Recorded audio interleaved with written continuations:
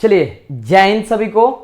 तो यहां हम लोग देखने वाले हैं क्लास 12 के हिंदी चैप्टर, ठीक है ना, सेकेंड उसने कहा था का पूरा चैप्टर का समराइज करने वाले हैं। बहुत ही सिंपल वर्ड में आपको ऐसा लिखा भी गया है कि आप आसानी से चीजों को समझ लीजिएगा। चैप्टर 1 आपका हो चुका है और ये हम तब तक करेंगे जब तक आपका पूरा चैप्टर ना हो जाए, ठीक है। तो सबसे पहले आपको एक प्रॉमिस करना होगा हमको कि इस वीडियो को पूरा देखना होगा, देखने के बाद आपको कमेंट करना होगा, ठीक है ना, कि आपको कितना समझ में आया। चलिए विदाउट वेस्टिंग मोर टाइम हम लोग समझते हैं। उसने कहा था कि पूरा का पूरा जो भी हम लोगों से what ever the examination will ask, जो भी पूछेगा वो सब चीजें हम लोग पढ़ने वाले हैं। सबसे पहले चैप्टर का नाम है उसने कहा था। लेखक इसके कौन है जी? तो लेखक है चंद्रधर शर्मा गुलेरी। आप देख सकते हैं, आपको याद होगा भी यहां से 2 क्वेश्चन पूछा जाता है, सुनिएगा। सबसे पहला पूछेगा, सबसे अगर बात की जाएगा पहला का, तो लेखक का नाम पूछा जाएगा चंद्रधर शर्मा गुलेरी। दूसरा आपसे पूछेगा, ऐसा भी क्वेश्चन आपसे पूछा जा सकता है कि चंद्रधर शर्मा गुलेरी कौन सा चैप्टर लिखे हैं, तो उसने कहा था। तीसरा पूछेगा कि उसने कहा था क्या है, तो ये एक कहानी है, ठीक है ना। ये आपका क्या है जी? ये कहानी है। ये भी आपको ध्यान में रखना होगा, ठीक है ना। और काफी इंटरेस्टिंग कहानी है। जब आप बुक पढ़े होंगे तो मतलब ऐसा नहीं एकदम इजी वे से लिखा हुआ है, लेकिन इसमें हम समराइज जब करेंगे तो पूरा का पूरा एक एक चीज आपका क्लियर करने वाले हैं, ठीक है। काफी ये प्रेम वाला एक तरह से आप कह सकते हैं, प्रेम के बारे में बताया गया है, इसके मोहब्बत वाला है। ऐसे भी आप लोग को ये सब पढ़ने में मजा आता है। चंद्रधर शर्मा गुलेरी, चंद्रधर शर्मा गुलेरी का सबसे पहले अगर जन्म का बात किया जाए तो इनका जन्म 7 जुलाई 1883 को हुआ, ठीक है। यह भी पूछा जाता है कहां हुआ, ठीक है ना। चंद्रधर शर्मा गुलेरी का निधन अगर बात किया जाए तो 12 सितंबर 1922 को हुआ था, ठीक है। चंद्रधर शर्मा, इनका जन्म स्थान अगर बात किया जाए तो जयपुर में हुआ था, राजस्थान जन्म स्थान। लेकिन मूल निवास, सुनिएगा, मूल निवास कहां है? गुलेर नामक। अब गुलेरी से आपको याद रखना है गुलेर नामक, ठीक है। अगर पूछ देगा कि इनका निवास स्थान कहां है तो गुलेर नामक। गुलेरी से चंद्रधर शर्मा जो गुलेरी है, गुलेर नामक, ठीक है ना। ग्राम और जिला कहां जी? कांगड़ा, हिमाचल प्रदेश। तो इतना चीजें आपको क्लियर होना चाहिए। लेखक का नाम, ठीक है ना, लेखक वगैरह का नाम आपको याद होना चाहिए, ठीक है। इनका जन्म आप देख रहे हैं कि 83 में हुआ था, मृत्यु इनका 1922 में हुआ था। ये चैप्टर एक कहानी है, ठीक है। इनका अगर जन्म पूछेगा तो जन्म तो थोड़ा सा याद रखिएगा, राजस्थान, लेकिन इनका मूल निवास गुलेर नामक ग्राम, देख लीजिए, ठीक है ना।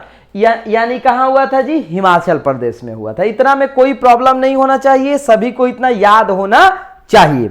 आइए हम लोग बढ़ चलते हैं चैप्टर की ओर। क्या इसमें बताया जा रहा है? बहुत ही शानदार है। दूसरा पॉइंट इसमें आपको यह भी ध्यान रखना है कि इनके कुछ कहानियां हैं, जैसे सुखमय जीवन, ठीक है ना, बुद्धू का कांटा, उसने कहा था, देख लीजिए पता चल गया कि उसने कहा था भी आपका क्या है, एक कहानी है। अगर निबंध का बात किया जाए तो कछुआ धर्म, पुरानी हिंदी, भारतवर्ष, देवाना प्रिय और डिंगल, ये आपका एक निबंध है। जबकि ये सब सुखमय जीवन, बुद्धू का कांटा, उसने कहा था, ये क्या है? कहानी है। और ये सभी कहानी हो चाहे ये आपका निबंध हो, सभी किसके द्वारा लिखा गया है? तो चंद्रधर शर्मा गुलेरी के द्वारा लिखा हुआ है। यहां तक में आई होप कि किसी को प्रॉब्लम नहीं होगा, ठीक है ना। तो आइए हम स्टार्ट करते हैं इस प्रेम वाले कहानी का, जो कि बहुत ज्यादा इंटरेस्टिंग होने वाला है, मजा आने वाला है। चलिए जी, उसने कहा था एक दिव्य प्रेम, देख रहे हैं ना, ये एक दिव्य प्रेम और एक युद्ध की कहानी भी है। मतलब ये प्रेम के साथ साथ ये प्रेम, प्यार, इश्क, मोहब्बत के अलावा युद्ध भरा कहानी भी है, ठीक है ना।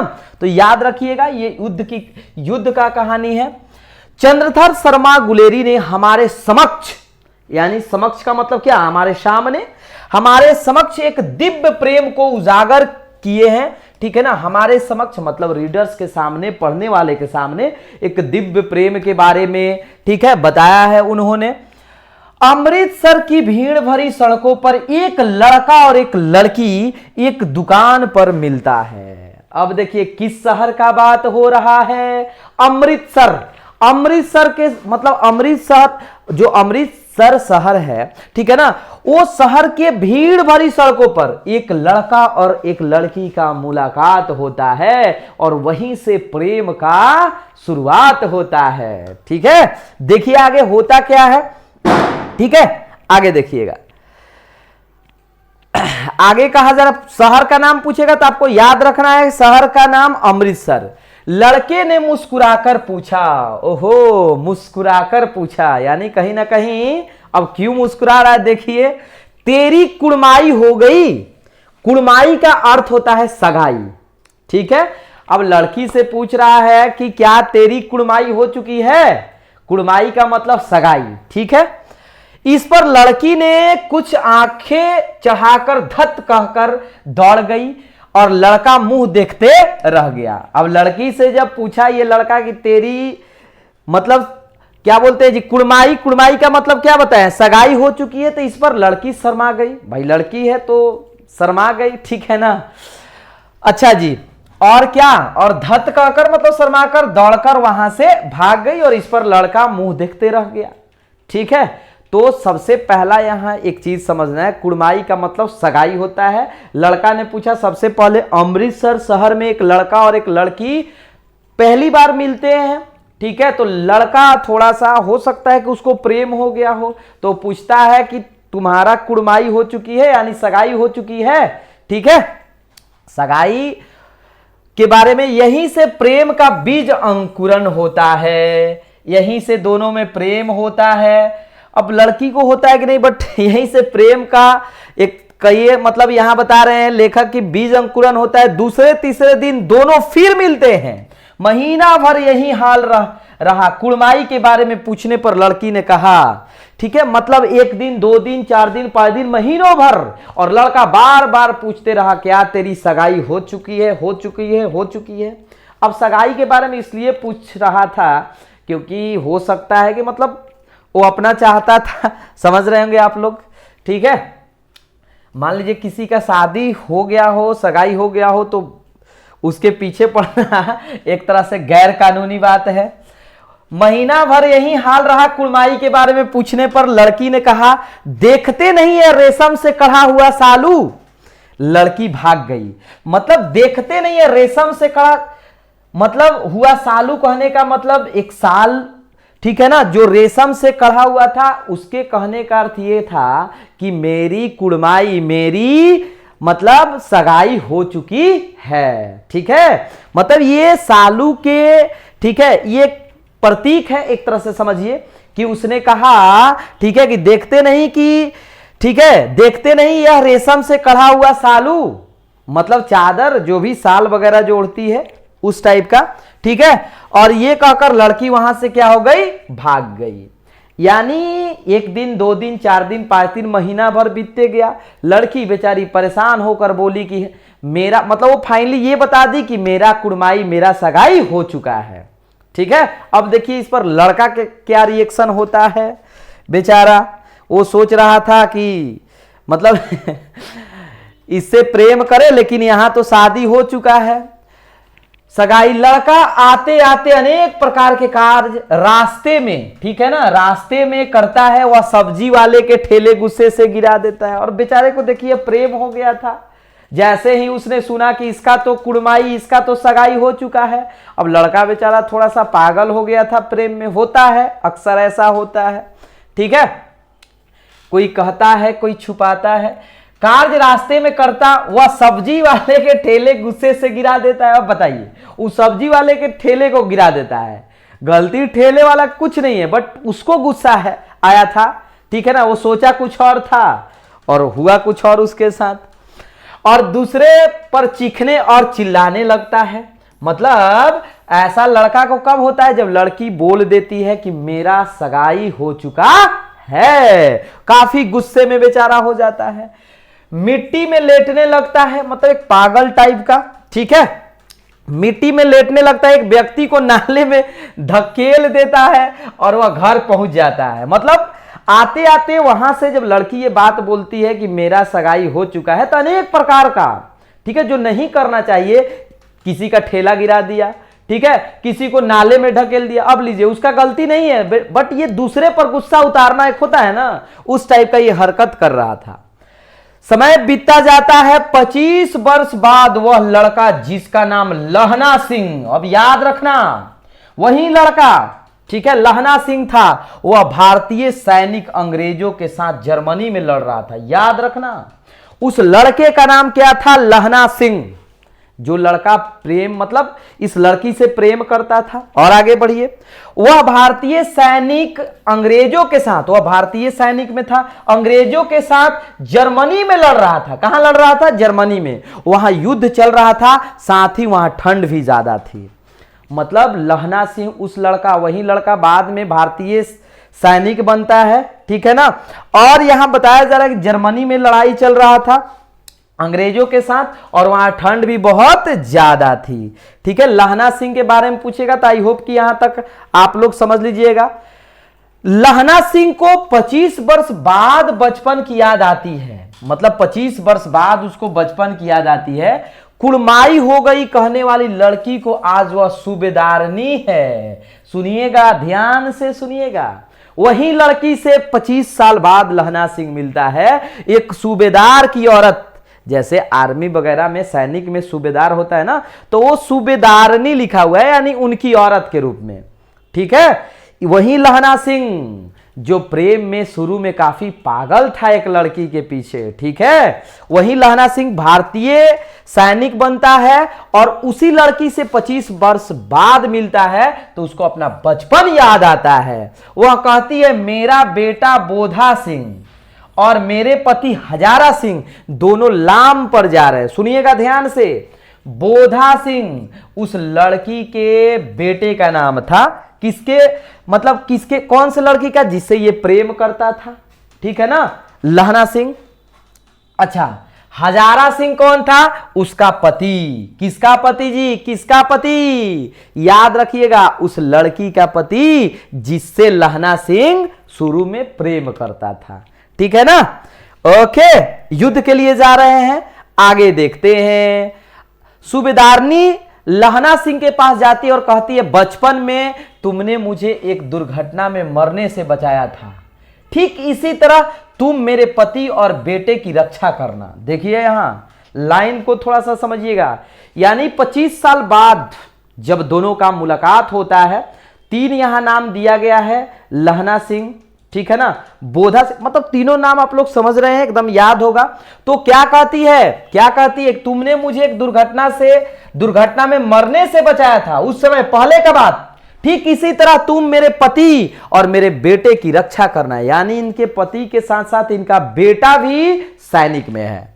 सूबेदारनी आंचल पसार कर, ठीक है, लहना सिंह से भिक्षा मांग रही थी, मतलब लहना सिंह से ये भिक्षा मांग रही थी, किसके लिए, अपने पति और अपने बेटे के लिए, ठीक है। कुछ देर के बाद तीनों युद्ध के लिए चले गए, तीनों युद्ध के लिए, यानी इनके पति, इनके बेटे, ठीक है ना, इस लड़की के, ठीक है। और लहना सिंह, वहां भीषण ठंड पर वर्षा भी हो रही थी, बोधा सिंह को ठंड लग रहा था, लहना सिंह बुखारग्रस्त बोधा सिंह को अपनी जर्सी ओढ़ा देता है।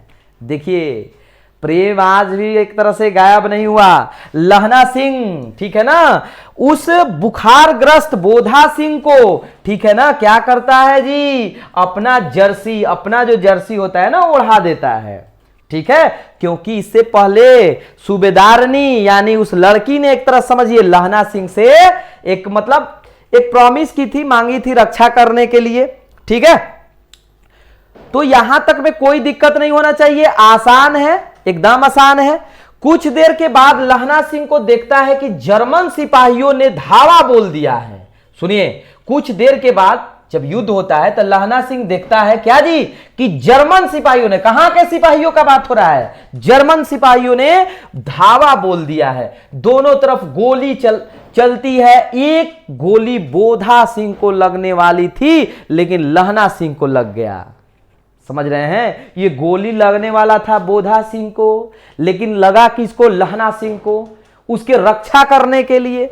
अगर लहना सिंह नहीं होता तो आज बोधा सिंह और हजारा सिंह मारे गए होते।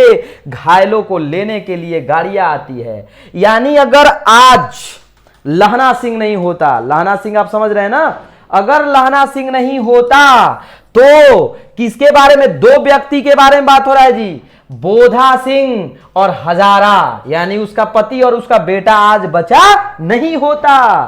ठीक है ना, क्योंकि अपना मतलब एक तरह से समझिए कि उनको रक्षा करने के लिए इसने अपना जान गंवाने के बारे में सोचा।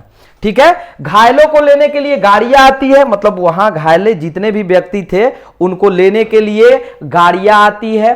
और साथ ही साथ लहना सिंह पिता और पुत्र दोनों को गाड़ी पर चढ़ा देता और खुद नहीं जाता है। वह कहता है कि अगर तुम सूबेदारनी को चिट्ठी लिखोगे तो यह लिख देना कि उसने कहा था, वह मैंने कर दिया।